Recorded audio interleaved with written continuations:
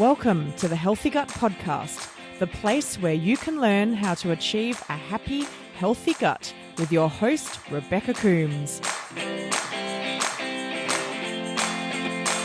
Welcome to the Healthy Gut Podcast. I am your host, Rebecca Coomes, and I am so excited to be bringing this podcast to you. I am an author, a coach, a presenter, and a survivor of small intestinal bacterial overgrowth, or SIBO as it is commonly called. When I was diagnosed with SIBO in early 2015, I was completely thrown by my diagnosis. I didn't know very much about the digestive system. And so I went out looking for information and I just became overwhelmed. There was a lot that I could find on the internet, but I wasn't sure how much of it was accurate or valid, or whether it was just people's opinions.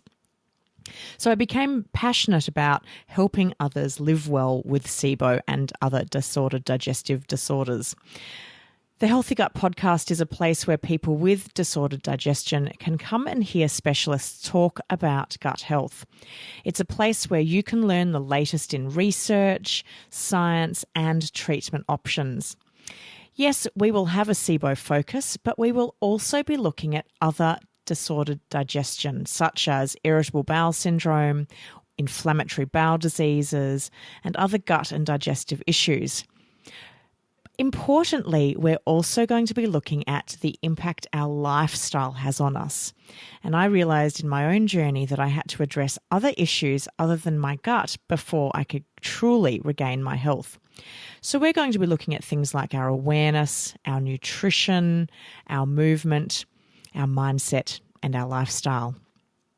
I want to tell you a little bit about me so you can understand where I'm coming from and what led me to be the host of the Healthy Gut Podcast. I was sick for 36 years. I was born 2 months premature and I spent nearly 30 years taking antibiotics. My poor mum was in a really bad way after she had delivered me and she wasn't able to breastfeed me. So I was put onto formula and I didn't do well with formula. I was a pretty colicky baby. So I was put on lots of antibiotics. I spent so many years of my life on antibiotics. And I was also that kid that got sick all the time. No matter what it was, I got it and I got the worst case possible. In my 20s, I was diagnosed with endometriosis, and at the same time I was diagnosed with SIBO, I was diagnosed with hemochromatosis. I have had 2 major parasite infections in my gut. I've had multiple cases of food poisoning, I've had gastro several times, and I've had 3 abdominal surgeries. I now know I was just like a hot pot waiting to develop SIBO. I also spent 10 years of my life actively looking for an answer as to why I felt sick. I went to countless GPs and they ran multiple blood tests, all of which came back and showed that I was in perfect health. Yet no one could answer my question, why did I feel so sick? I was bloated, I suffered from chronic constipation, I could not lose weight, and in fact, I kept putting weight on, sometimes at 1 kilo a week, which is about 2 pounds. And I was just miserable. I was going from one diet to the next. I was virtually starving myself, and yet I was getting fatter and fatter. Plus, my health wasn't good. I got everything going. I felt miserable. My brain felt foggy. And I was starting to wonder if this was really what life was all about. On top of that, I was developing a lot of food intolerances. So it started off with wheat and dairy, and then it expanded to all gluten. And then it started to move to things like legumes and lentils, beans, and the worst was when my beloved red wine started causing me problems. You know, I just love a nice glass of red wine, but I found that very easily I would end up with just a stinking headache after even something as small as 1 glass. And, you know, at that point, I think that was my tipping point. I thought, if I can't drink red wine, what's the point? I, in my attempts to find answers and going to multiple doctors, something happened to me quite frequently. And that was that when they couldn't find the answer to my condition, because, hey, they were looking in my blood and not my gut, some doctors said to me, well, perhaps it's in your head, Rebecca. Perhaps you actually don't have any illness. You're just imagining it. You're a hypochondriac.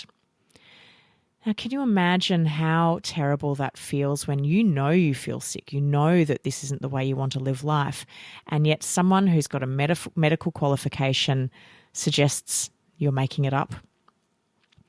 I was really frustrated. I was also terrified that I was on my way to cancer.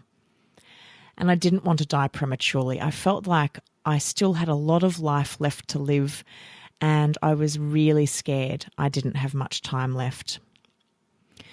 So one night, in absolute desperation, I sat on the internet for hours, and I kept seeing this name of a naturopath pop up.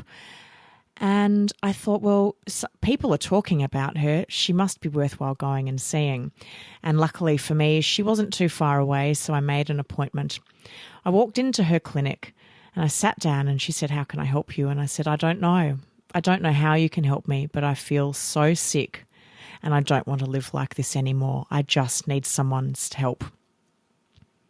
And the first words she said to me were, I believe you.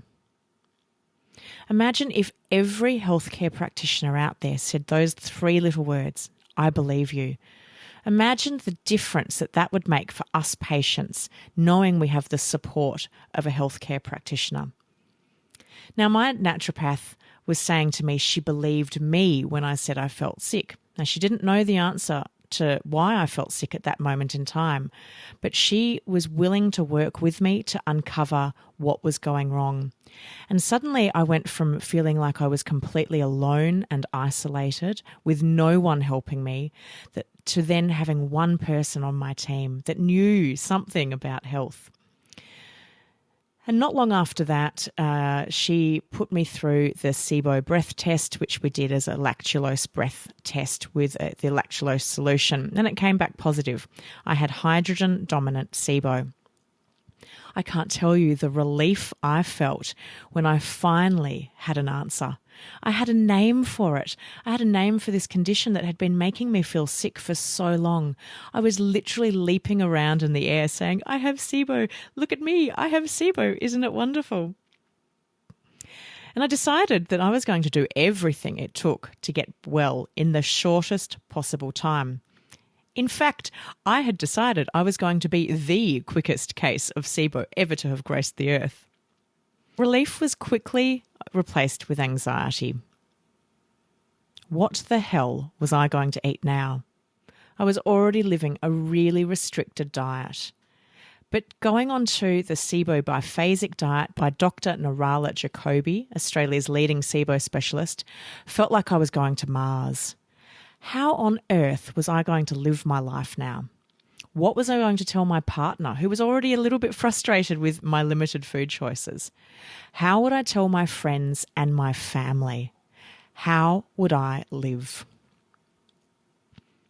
Fast forward a month and I was completely obsessive about my food. It was all I could think about. And I felt like it was the solution to my problems because let's face it, when you're the patient and you've finally got something that you can control that you know will make you feel better, you do everything you can to make yourself feel better. But I was starting to see that this wasn't overly healthy for me. And 1 month in and starting to see some improvement in my symptoms, but definitely not being at the end like I thought I would be, it dawned on me. Treating SIBO and healing my gut was just the start of my journey, and it was going to take so much more than food alone to change my health. And I realised that my life was going to have to change.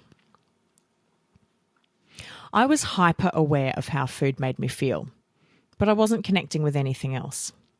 I'd sit down for my meals and I'd be really angry about my limited choices. And this wasn't doing me any favors. That was putting me into a very stressed state that was not helping my digestive system. And it dawned on me one day, I'm going to have to start being aware of how I think and how I behave and how I live if I'm going to then have any chance of making progress with my condition. So I started taking note of areas that were causing me stress or anxiety. Obviously at first that was food, and I had to start thinking about how my food made me feel. I also had to look at other areas of my life, things like my sleep, my stress, my relationships, how I moved my body, and even my job. I realised with some alarm that it all had to change. Now, instead of trying to make all of the changes all at once, I just started to become aware of it. I started to connect with my body. And I used something called a food and mood diary. And that helped me to write down what was going into my mouth and then how I felt and what was happening at the other end, whether I was going to the toilet. It was a really great way for me to keep track of what was happening every day. And the great thing is that as my symptoms calmed down, so did my hyper-awareness of them. I also watched this occur and enjoy the changes as I could see my health progress. From a patient's perspective, the food that you can eat feels like it's the most important part of your treatment. It is something that we can control 100%, and we can often see a direct relationship with what we're eating and how we feel. Now, the other issue around having a very controlled and limited nutritional program is that it can lead to disordered eating. I suffered from an eating disorder when I was younger, and I could see that eating for SIBO could very easily trigger another episode of an eating disorder. And so I had to be really mindful of the way I ate and the way I approached my food. And that went back to being aware of what I was doing. I really believe that joy can be found in food if you know where to look for it. Food is supposed to give us nourishment and health, and it does taste delicious. And yet those of us with disordered digestion can often feel very angry and negative toward our food.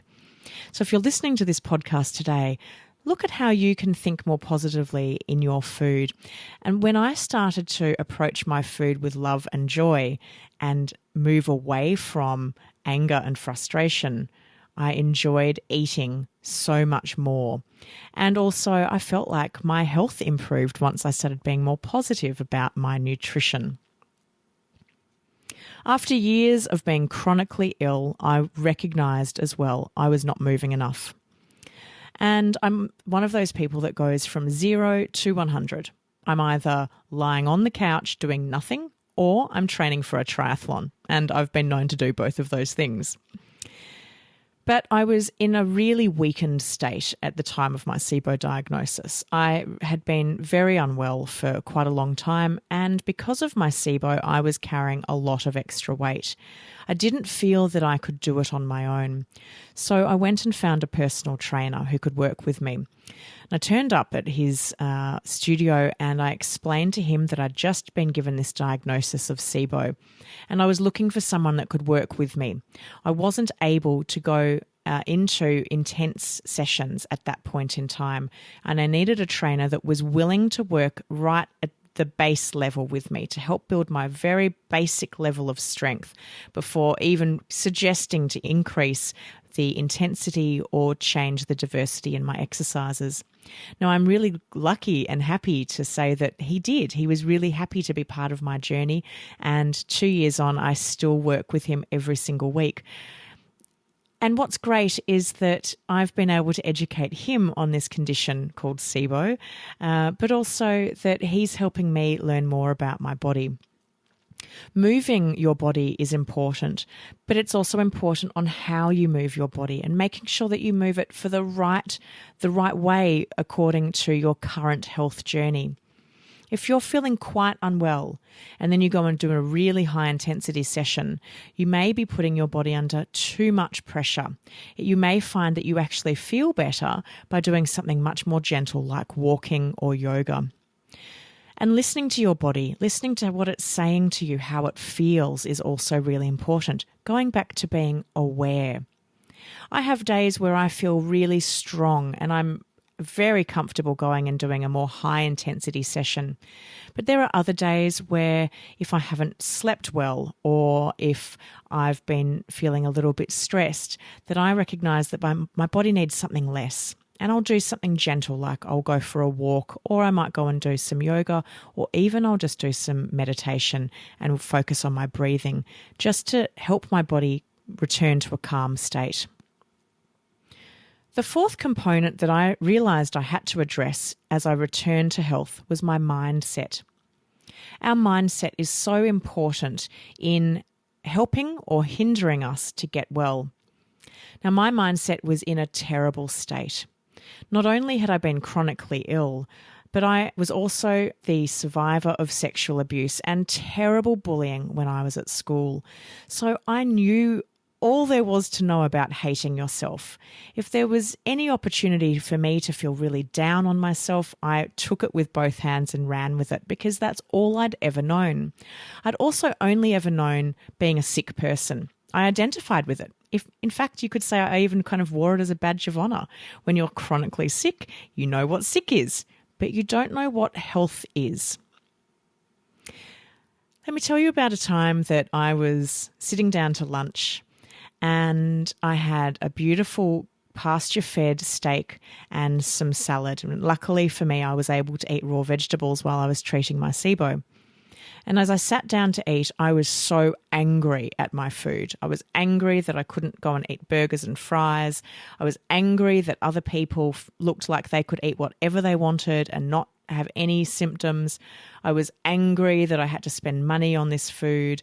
I was angry that life didn't feel fair. It didn't feel like I could live the way I wanted to.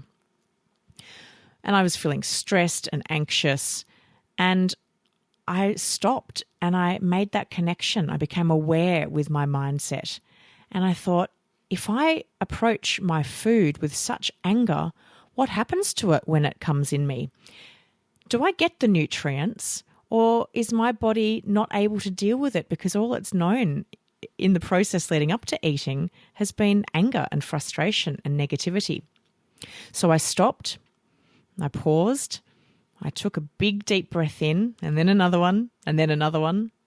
And I looked back at my plate of food and I looked at that meat and those vegetables and realised that what was sitting in front of me was the best possible nutrition that I could eat right then and there for my current state of health.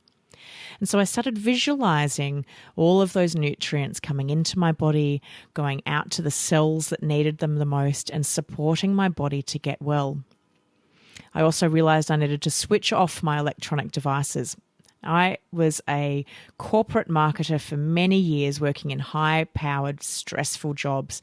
So lunch was always on the go. I'd sit at my computer and I'd be typing away, scoffing food down, and often on a call at the same time. And I realised that I needed to change that. I couldn't focus on getting good nutrition into my body if I wasn't focused on eating. So everything would be turned off. And I started applying that for every meal. I also slowed down with my eating. I realised that I'd been speed eating for most of my life. You know, I could win awards for how quickly I could eat food. But I didn't think that was going to do my digestive system any favours. So I applied a strategy which I'd read somewhere that with every mouthful, I'd put my knife and fork down back on the plate and my hands in my lap. And I would not touch my cutlery again until my mouth was empty. And I would focus on chewing many times. At first, it felt really laborious. It felt like I was actually having to do quite a lot of work to actually achieve that.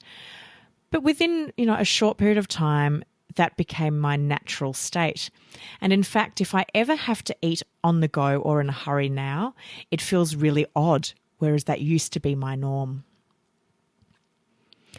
I also did something to help myself with my mindset. because again, I realized I needed a team of people to help me get well, and mindset is so important. I sought the services of a psychologist who was very skilled at dealing with people that were, had experienced major traumatic experiences and abuse like I had. And we still work together today, and I have come along such a long way. Those negative thoughts don't control me anymore. And now I can truly believe that I have the right to be healthy and happy. And with every passing day, and I focus on getting my health back. And I tell you what, it's a constant journey. I don't see it as a finishing line, but it will be my constant journey until the day I take my last breath.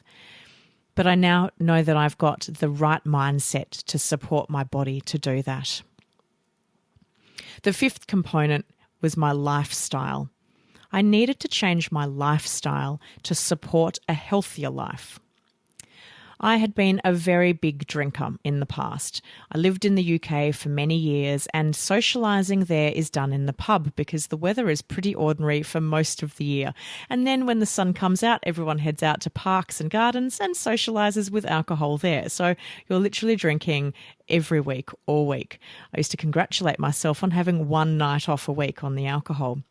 Now, I wouldn't say that I was an alcoholic, but I definitely had a problem with alcohol because it was used so frequently. I also liked to party, and I'd stay out very late with friends. And I used to say if I never had to sleep again, that would be a good thing because sleeping is just so boring. Who wants to stay asleep when you could be awake socialising with people? My diet was haphazard. I'd either be on some restricted diet, trying to lose weight, or I'd be binge eating, or I'd be drinking, and it just wasn't conducive to health. Because I was such a fun time party girl, I had a lot of friends who loved the fun time Rebecca. They wanted me to be the fun girl that drank with them, that partied with them. When I got my SIBO diagnosis, I decided to stop drinking. And I initially gave myself 3 months because my naturopath had said that I should expect to be on my SIBO treatment program for 3 months. And whilst that felt like an eternity at the start, I felt that I was capable of giving myself 3 months off the booze and also by eating the SIBO biphasic diet. But something's happened to me that I wasn't expecting. I planned to go back to my old way of living at the end of the 3 months. But as I started to feel better, I realised I didn't want to go backwards. I wanted to move forwards. And I didn't want to go back to drinking alcohol heavily. In fact, I wasn't sure if I would drink again. And whilst these days I do have the occasional glass of wine, all that is now is just the occasional glass. I'm very comfortable in socialising without any alcohol, which is a really great place to be in. But I had to walk away from some friends. I had some friends say to me, I liked the old you. Why did you have to change? The old you would have done such and such, this and that. The old you was fun. The old you used to stay up really late. And so I had to become aware, and I had to think about my mindset when it came to including those people in my life. And I had to, for the first time in my life, choose health and my happiness over other people's desires for how I lived and how I lived in their life. It was really hard walking away from friends, some of these people that I had been friends with for many, many years. And these days we have a different relationship. They can see why I have done what I've done. I'm so much healthier and I'm so much happier. But our friendship has changed, and I now spend more time with people that are more interested in health than people that are more interested in drinking and partying. I had also been in these very stressful corporate jobs for my whole career. And my last job, in fact, was one of the worst. It was overwhelmingly stressful with a boss that didn't like me and I didn't particularly like her. And I used to be eaten up with stress. I would wake up feeling sick at the thought of going into work. And often my phone would be beeping from 6 or 7 a.m. from my boss texting me things that would immediately set my anxiety through the roof. And being stressed constantly is not supportive to getting well. So I made a pretty big decision and I quit my job and I set up my own marketing consultancy. And whilst that brings its own level of stress, I was doing something that I absolutely loved, and I got to work with people who I absolutely adored. And so whilst there was a little bit of stress around not knowing where my next paycheck would come from, it didn't scare me because I knew that I was capable of bringing in new work. And so the stress that I felt was minimal in comparison to what I'd felt in the corporate world. My sleep also needed to be addressed. I am the eternal night owl. I will very happily stay up till 2, 3, 4 in the morning. And if there's a social situation and there's people to talk to, then I'm very happy to stay up awake talking to them. But staying up late and not getting good quality sleep consistently is not conducive to getting well. And whilst I'm definitely not at a point where I would say I've nailed this component of my journey, I'm a lot better. And I do something, a little trick to try and remind myself every single night to get to bed. I set an alarm on my phone that goes off at 10 p.m. every night. Now, sometimes I'm able to get into bed and I'm there at 10:30. Other times it's closer to midnight. And occasionally when I'm working to really big deadlines, I have to stay up late. But that now has become the exception rather than the rule. And I know that with every good quality sleep where I'm sleeping through the night and I'm not awoken through, all the gut problems that I used to once have, that good quality sleep is really supporting me. So at the end of this journey, I realized I had 5 key pillars to health: awareness, nutrition, movement, mindset, and lifestyle. And 6 months after my initial diagnosis with SIBO, I was given the all clear. It was absolutely wonderful to know that something that I had struggled with for my entire life was finally gone.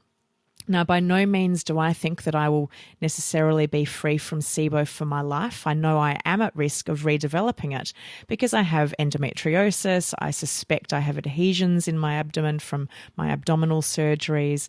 And I'm not sure if my gut is yet in perfect health, but I'm definitely working towards getting it there.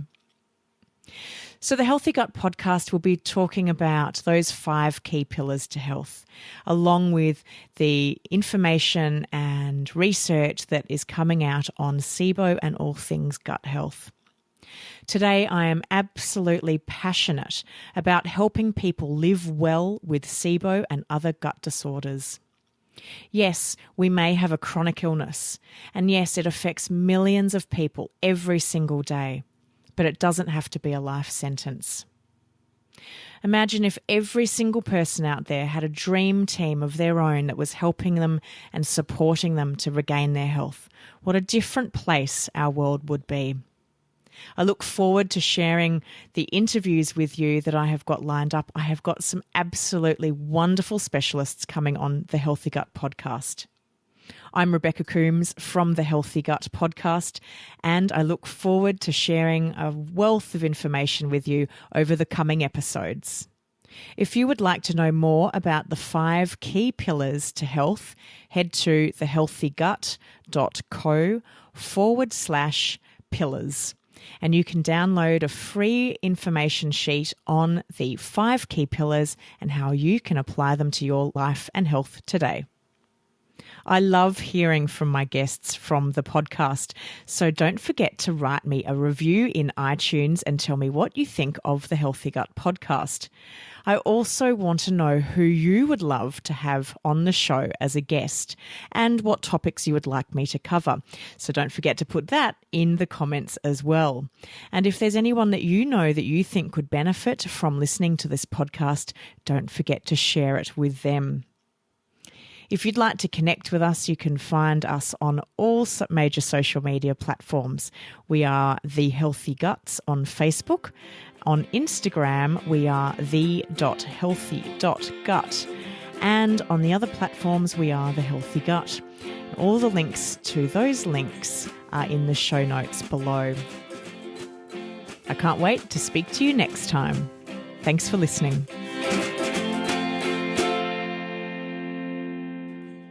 You've been listening to the Healthy Gut podcast with Rebecca Coomes.